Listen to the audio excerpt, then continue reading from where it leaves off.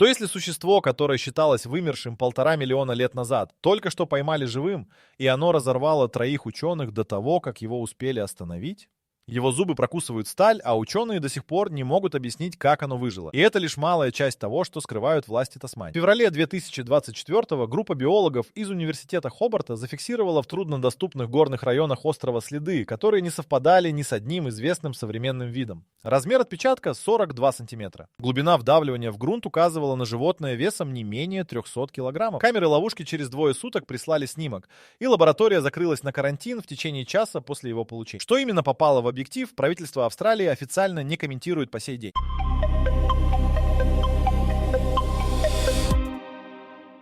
Тасмания, самый изолированный штат Австралии, отделена от материка проливом Басса шириной 240 километров. Остров заселен людьми менее чем на 20% своей площади. Остальное это непроходимые дождевые леса, болота и горные плато, куда не ступала нога человека десятилетиями. Именно здесь, в 50-х, правительство засекретило серию докладов о неидентифицированных крупных хищниках, уничтожавших скот в западных районах острова целыми фермами за одну ночь. Из 87 страниц оригинального отчета 19 до сих пор закрыт. Доклады рассекретили лишь в 2019-м, и только частично. Те, что стали публичными, содержат показания 14 фермеров, описывающих одно и то же. Звук, похожий на низкочастотный гул, после которого животные в загоне переставали двигаться, и тишина. Утром оставались только кости, выгрызенные с хирургической точностью. Ни крови, ни следов борьбы. Местные аборигены, Палава, передавали из поколения в поколение предания о существе, которое они называли Варагул-Тупа, что в переводе означает примерно «тот, кто пришел раньше огня». По их описаниям, зверь не охотится.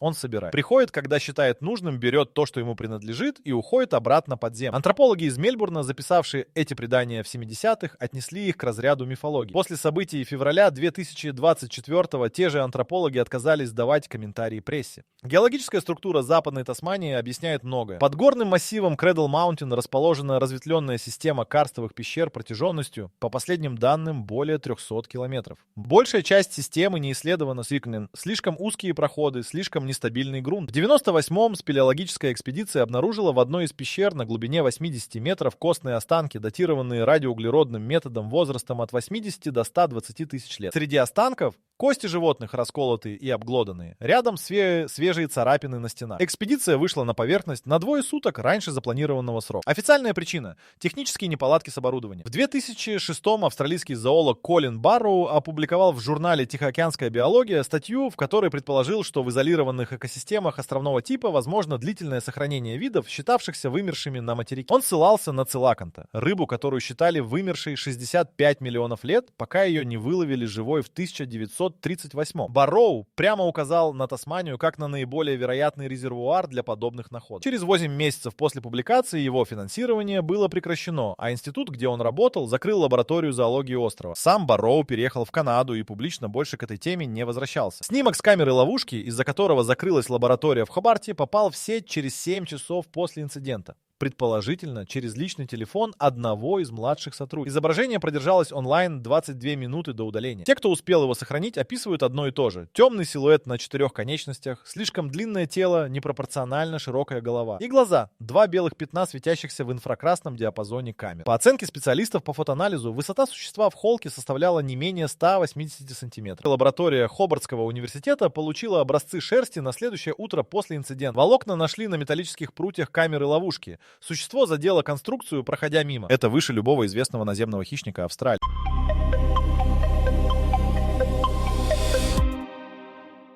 Длина каждого волоска составляла от 12 до 15 сантиметров. Толщина в 4 раза превышала показатели тасманийского дьявола, крупнейшего известного хищника острова. Цвет темно-серый с характерным синеватым отливом, которого нет ни у одного задокументированного вида Австралии. Анализ структуры волокна занял 3 суток. Результат поверяли дважды, потому что первый показался лаборантам ошибкой оборудования. Генетический материал в образцах не соответствовал ни одной записи в базе данных позвоночных животных. Ни австралийских, ни мировых. Ближайшее совпадение, там 71%, показало ДНК сумчатого льва, известного науке под названием Тилосин гигантеус. Доктор Маргарет Холлоуэй, руководитель генетической лаборатории, немедленно отправила дублирующие образцы в 3 независимых центра, в Сидней, Лондон и Токио. Вид, по официальным данным, вымерший 1 миллион 500 тысяч лет назад. Все 3 вернули идентичный результат в течение недели. Холлоуэй созвала закрытое совещание кафедры, на котором присутствовали 7 человек. По словам одного из участников, пожелавшего остаться анонимным, первые 20 минут минут встречи прошли в полной тишине. Никто не знал, с чего начать. Сумчатый лев — не родственник современных кошачьих, несмотря на название. Это отдельная эволюционная ветвь, развивавшаяся в изоляции на австралийском континенте на протяжении 20 миллионов лет. Реконструкции показывают животное весом от 100 до 160 килограммов с непропорционально мощными передними конечностями и режущими зубами, способными перекусить бедренную кость крупного кенгуру одним движением челюсти. Давление укуса, по расчетам палеонтологов, превышало показатели современного льва в 2,5 раза. Именно этот вид считался причиной массового исчезновения мегафауны Австралии. Не климат, не люди, а он. Но генетика образцов из Тасмании указывала на нечто, что не вписывалось в эту картину. 71% совпадения означает не прямого потомка известного вида, а параллельную линию, ветвь, которая отделилась раньше и развивалась отдельно. Холлоуэй в своей внутренней докладной записке, фрагмент которой попал в прессу в марте 2024, написала буквально следующее. «Мы имеем дело не с выжившим реликтом, а с видом, о существовании которого наука не подозревала. Это не находка, это провал всей системы биологической инвентаризации острова за последние 200 лет. Параллельно зоологи проанализировали снимок с камеры ловушки с применением программного обеспечения для трехмерной реконструкции силуэта. Пропорции тела не совпадали с реконструкциями Тилосина гигантеуса по еще одному параметру. Длина задних конечностей относительно туловища была значительно больше. Это означало принципиально иную биомеханику движения. Не рысь и не галоп, как у кошачьих, а нечто среднее между прыжковой локомоцией кенгуру и беговыми характеристиками гепарда. Расчетная максимальная скорость на коротких дистанциях от 60 до 75 км в час. Именно тогда один из зоологов поднял архивный вопрос, который никто не решался озвучить вслух. Если существо такого размера и с такими характеристиками обитает на острове площадью 68 тысяч квадратных километров, сколько их должно быть, чтобы популяция оставалась жизнеспособной? Минимальная оценка для крупного одиночного хищника от 30 до 50 особей. Это означало, что на острове десятилетиями существовала стабильная популяция животного, которая официально не существует.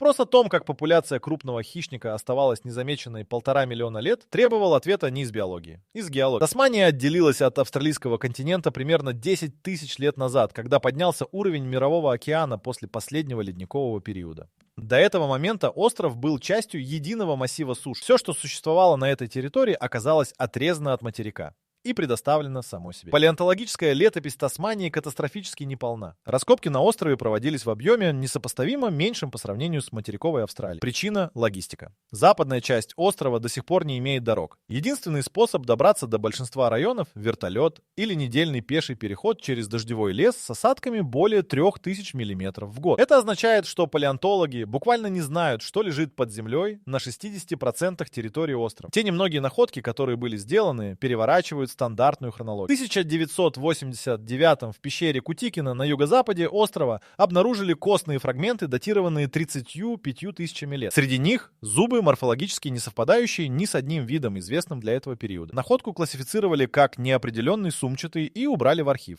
Никто не вернулся к этим образцам вплоть до марта 2024, когда Холлоуэй запросила их для сравнительного анализа с генетическими данными из лабораторий. Совпадение оказалось частичным, но достаточным. Зубы из пещеры Кутикина принадлежали животному из той же эволюционной линии, что и существо, попавшее в объектив камеры ловушки. Разрыв между образцами — 35 тысяч лет непрерывного существования на острове. Но это только нижняя граница, ограниченная имеющимися находками. Реальная хронология могла уходить значительно глубже. Здесь в картину входит механизм, который объясняет само выживание. Карстовые пещеры под Западной Тасманией поддерживают стабильную температуру круглый год от 8 до 12 градусов тепла. Внутри системы существуют подземные реки и озера с богатой фауной. Фактически это закрытая экосистема, не зависящая от поверхностного климата. Ледниковые периоды, засухи, пожары — это все, что уничтожало мегафауну снаружи, не достигало глубин карстовой системы. Животное, способное существовать как на поверхности, так и под землей, получало абсолютное эволюционное преимущество. Биолог Джеймс Коннор из университета Аделаиды, ознакомившись с данными Холлоуэй, предложил термин «пещерный рефугиум».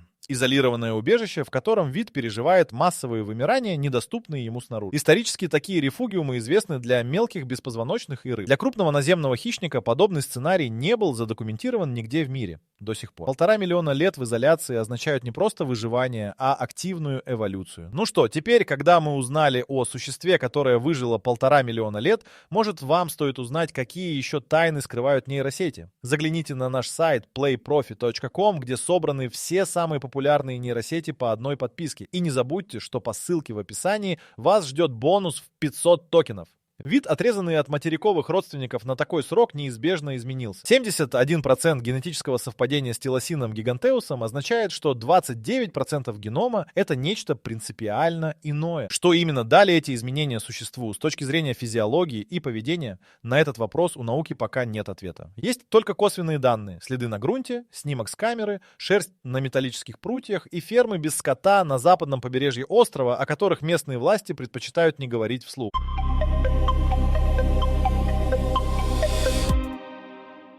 7 марта 2024 камера-ловушка номер 7, установленная на высоте 800 метров над уровнем моря в районе плато Пеннер, зафиксировала движение в 3 часа 41 минуту ночи. На этот раз существо не прошло мимо. Оно остановилось перед камерой на 23 секунды. Запись сохранилась полностью, прежде чем устройство вышло из строя. Предположительно от механического воздействия. Корпус камеры из армированного пластика толщиной 8 мм был вдавлен внутрь одним ударом. 23 секунды видео стали основой для наиболее детального анализа из всего, что удалось собрать. Существо дышало. Это было видно по движению грудной клетки. Частота дыхания в состоянии покоя составила 4 цикла в минуту. Вдвое медленнее, чем у тасманийского дьявола сопоставимой массы. Это указывало на исключительно эффективный метаболизм, характерный для животных, способных длительное время обходиться минимальным количеством кислорода. Что логично для существа, проводящего значительную часть времени в пещерной системе. Глаза на записи светились ровным белым светом в инфракрасном диапазоне. Специалист по зрительным системам животных из Токийского университета, получивший копию записи через анонимный источник, опубликовал закрытый технический разбор. Его вывод: такая светоотдача в инфракрасном спектре означает наличие топетума, светоотражающего слоя за сетчаткой,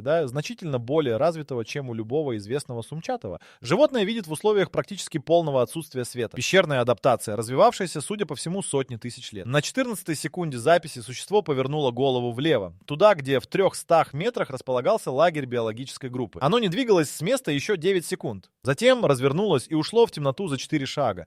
Настолько быстро, что при стандартной частоте съемки 24 кадра в секунду движение размылось в нечеткий силуэт. После этого в лагере обнаружили, что один из контейнеров с образцами, металлический, с замком, был сдвинут на 2 метра от первоначального положения. Замок остался нетронутым, крышка нет. Руководитель экспедиции Томас Уивер в своем личном дневнике, фрагменты которого опубликовало австралийское издание Science Reporter в апреле, написал: «Оно не боится нас, оно изучает нас. Разница принципиальна». Уивер также зафиксировал поведенческий паттерн, который группа наблюдала на протяжении 6 ночей подряд. Существо или существа появлялись строго после 2 часов ночи, никогда не приближались ближе, чем на 150 метров к источникам искусственного света, но неизменно держались в пределах прямой видимости лагеря.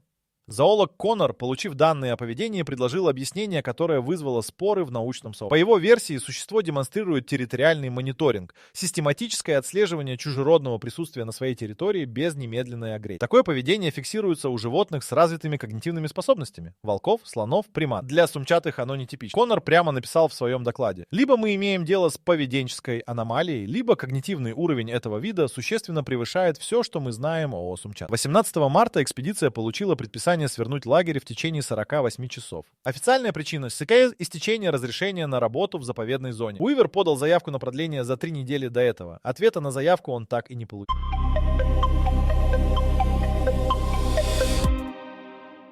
22 марта, через 4 дня после официального закрытия экспедиции Уивера, в том же районе плато Пеннер появилась вторая группа. 3 независимых исследователей, не связанных с университетом. Их имена впоследствии установила австралийская пресса. Дэниел Форест, специалист по дикой природе с 20-летним стажем, его коллега Марк Теннер и фотограф Сара Ким, работавшая на несколько европейских научных изданий. Группа вошла в заповедную зону без официального разрешения, с личным снаряжением, 3 камерами и акустическим оборудованием для записи звуков дикой природы. Они вышли на связь через спутниковый мессенджер 23 марта в 21 час 7 минут. Сообщение состояло из 8 слов.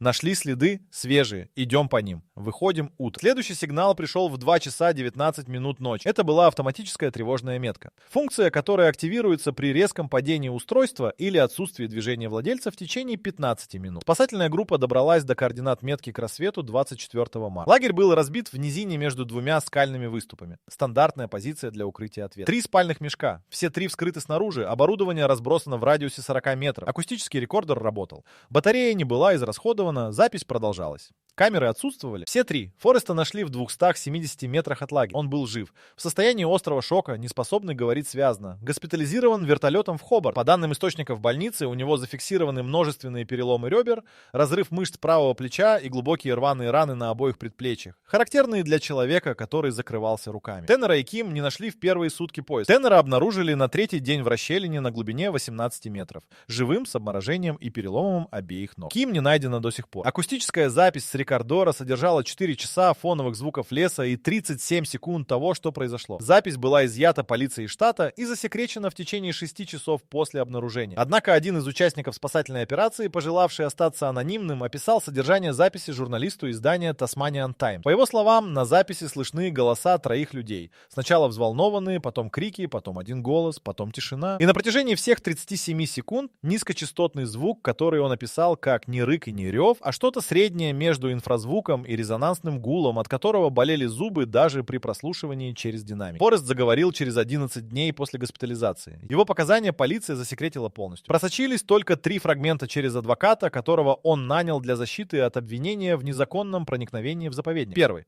Оно пришло не из леса, оно вышло из земли. Второй. Их было не одно. Третий фрагмент адвокат отказался воспроизводить публично, сославшись на то, что это выходит за рамки юридически значимой информации. По словам людей, присутствовавших на закрытом заседании, после оглашения третьего фрагмента судья объявил перерыв на 20 минут. Официальная версия властей штата — нападение дикого животного неустановленного вида, предположительно крупного варана или одичавшей собаки. Эта версия была опубликована в пресс-релизе через 36 часов после инцидента. Ни один зоолог, специализирующийся на фауне Тасмании, публично ее не поддержал. Случай с группой Фореста не был первым. Это выяснилось в течение 2 недель после инцидента, когда журналисты начали систематически проверять архивы полицейских сводок Западной Тасмании за последние 30 лет.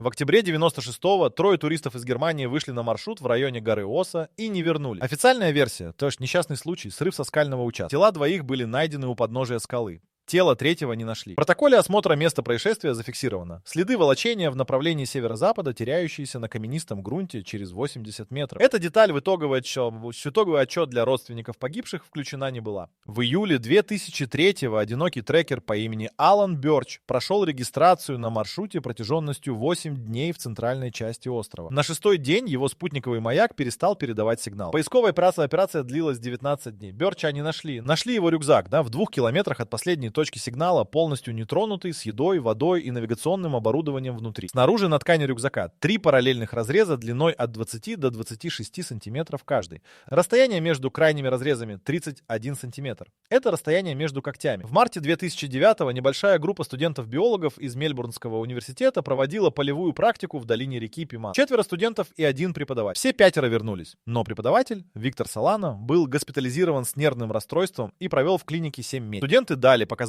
полиции под подпиской о неразглашении. Один из них, имя которого установить не удалось, анонимно написал на форуме любителей дикой природы в 2011-м: «Мы видели, как оно тащило оленя. Целого. Одной лапой. Олень весил килограммов 80. Оно не напрягалось». Журналист Кейт Моррисон из Tasmanian Times, систематизировавшая эти случаи, насчитала 17 задокументированных инцидентов за период с 1991 по 2024 год. Во всех 17 прослеживались общие черты. Западный или центральный район острова, ночное время, отсутствие тел или неполное их обнаружение, официальная версия о несчастном случае. В 12 из 17 случаев выжившие давали показания под подпиской о неразглашении. 3 из тех, кто впоследствии нарушил подписку, Моррисон попыталась найти для интервью. 2 отказались говорить. 3-й, бывший рейнджер заповедника Пол Хэнсон, согласился на встречу, но не появился. Через 3 дня его машину нашли на парковке аэропорта Хобарт. Сам Хэнсон в аэропорту зарегистрирован не был. Моррисон опубликовала материал в мае 2024. Через 8 часов после публикации редакция получила уведомление о судебном иске от имени Департамента природных ресурсов и воды штата Тасмания. Основание иска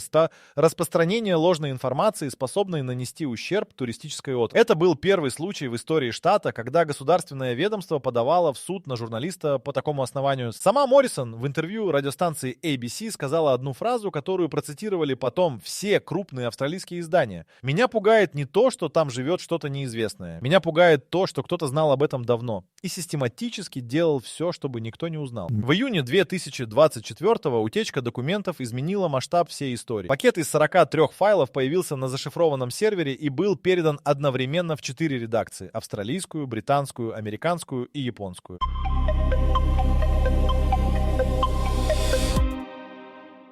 Источник не установлен до сих пор. Документы содержали внутреннюю переписку между Департаментом природных ресурсов Тасмании, Австралийским агентством биологической безопасности и структуры, обозначенные аббревиатурой из 3 букв, расшифровка которой в открытых источниках отсутствует. Ключевой документ датирован 8 ноября 2021, за 2 с лишним года до инцидента с камерой-ловушкой. В нем говорится о подтвержденном присутствии биологического объекта класса Альфа в секторах 7, 9 и 11 западного резервата. Класс Альфа в классификации австралийского агентства присваивается объектом, представляющим потенциальную угрозу для человека при непосредственном контакте. Для сравнения, большая белая акула в той же классификации имеет класс Б. Второй критически важный документ — аналитическая записка, датированная мартом 2022. В ней содержится оценка численности популяции, основанная на акустическом мониторинге и анализе спутниковых термальных снимков. Оценка от 62 до 88 особей. Это вдвое больше минимально жизнеспособной популяции. Популяция не просто выживает, она стабильна. И согласно той же записке, за период наблюдения с 2018 по 2022 ее численность выросла приблизительно на 12%. Третий документ — протокол экстренного совещания, состоявшегося в Канберре в январе 2023. Присутствовали представители 6 ведомств. Повестка обозначена как оценка рисков распространения объекта за пределы текущего ареала. Этот пункт означал одно: кто-то на государственном уровне рассматривал возможность того, что существа могут покинуть Западную Тасманию. Пролив Басса шириной 240 километров не препятствие для животного, способного нырять и плыть. Протокол содержал раздел под названием «Сценарий материкового проникновения» с пометкой «Вероятность низкая, последствия критические». Четвертый документ оказался самым коротким и самым тревожным. Это была докладная записка одного человека. Имя в утечке было частично замаскировано, идентифицировать удалось только должность: старший аналитик отдела биологических рисков. Записка датирована октябрем 2023 и адресована напрямую в аппарат федерального правительства. Ее содержание сводилось к следующему: стандартные методы сдерживания неприменимы, потому что объект демонстрирует адаптивное поведение. Конкретно, за 18 месяцев наблюдений существа научились обходить все установленные периметры обнаружения. Каждый новый тип датчика переставал фиксировать их присутствие в среднем через 6 недель после установки. Аналитик использовал слово «научились» без кавычек. Последняя страница этой записки содержала рекомендацию, которую ни одно из 4 изданий, получивших утечку, не решилось воспроизвести дословно. Британская газета Guardian описала ее как предложение о полной изоляции западного сектора острова с введением бессрочного запрета на любое присутствие человека на площади около 18 тысяч квадратных километров. Австралийское издание добавило деталь, которую Guardian опустила. В той же рекомендации аналитик указывал, что изоляция должна быть введена до наступления следующего сезона размножения, который, по его расчетам, начинался в августе 2024. На момент публикации этих материалов был июнь 2024. До августа оставалось 8 недель. Федеральное правительство Австралии никаких мер по изоляции района не объявляло. Официальный представитель Департамента природных ресурсов на запрос журналистов ответил стандартной фразой: информация в указанных публикациях не соответствует действительности и является результатом манипуляций с документами. Это был единственный комментарий. Больше никаких заявлений не последовало.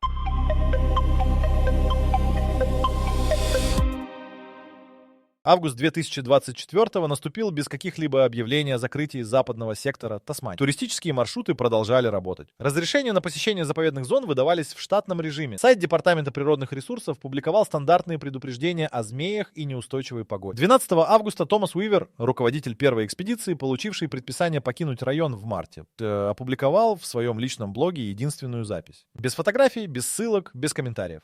Текст состоял из 2 абзацев. В первом он сообщал, что подал в отставку с должности в университете. Во втором написал следующее: «Я провел в Западной Тасмании в общей сложности 47 дней. За это время я пересмотрел все, что знал о границах биологической науки и о том, что люди считают возможным. Я не буду давать интервью. Я не буду отвечать на запросы. Я сделал все, что мог сделать ученый. Дальше не моя работа». Запись была удалена через 30 часов. Кем? Неизвестно.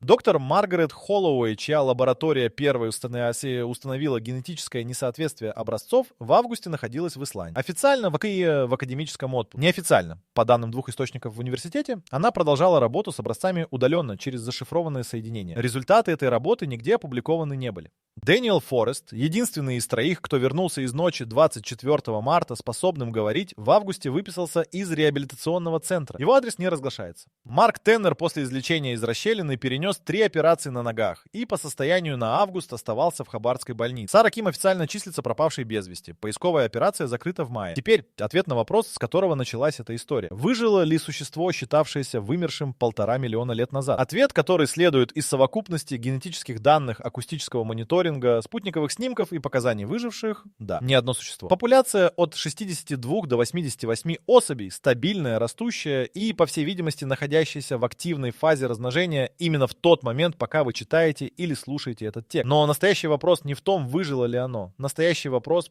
в том, что происходит дальше. Вид, проведший 1,5 миллиона лет в изоляции, внезапно оказался в контакте с людьми, техникой и инфраструктурой. Он адаптируется, он обходит датчики, он, по словам аналитика федерального правительства, учится, и его популяция растет. Целаканта, рыбу, которую считали вымершей 65 миллионов лет, поймали в 1938-м, поместили в аквариум и изучили. Это стало научной сенсацией. С тем, что живет в Западной Тасмании, такой сценарий невозможен. Не потому, что существо нельзя поймать, хотя это тоже правда, а потому, что животное весом 300 килограммов, со скоростью до 75 километров в час, давлением укуса вдвое выше, чем у льва, и когнитивными способностями, не характерными для сумчатых, не является объектом для изучения в привычном смысле. Оно само изучает. Последний задокументированный факт по состоянию на момент написания этого материала. В сентябре 2024-го фермер из района Страхан на западном побережье острова обнаружил утром, что его ферма, огороженная 2-метровым металлическим забором с электрическим контуром, пусто. 70 голов скота. Забор не поврежден. Электрический контур не отключался к СУИСу, это зафиксировано датчиком. Замок на воротах закрыт изнутри. Фермер подал заявление в полицию. В графе «Предполагаемая причина» дежурный офицер написал «Не установлено». Расследование продолжается. Западная Тасмания открыта для туристов.